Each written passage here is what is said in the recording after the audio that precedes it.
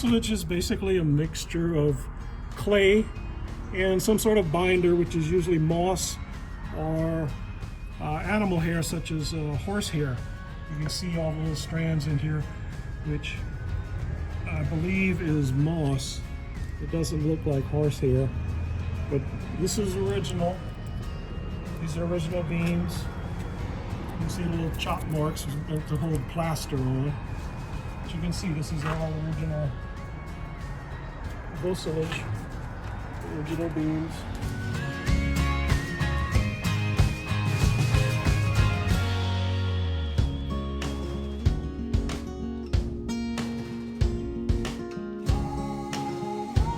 The brick between posts construction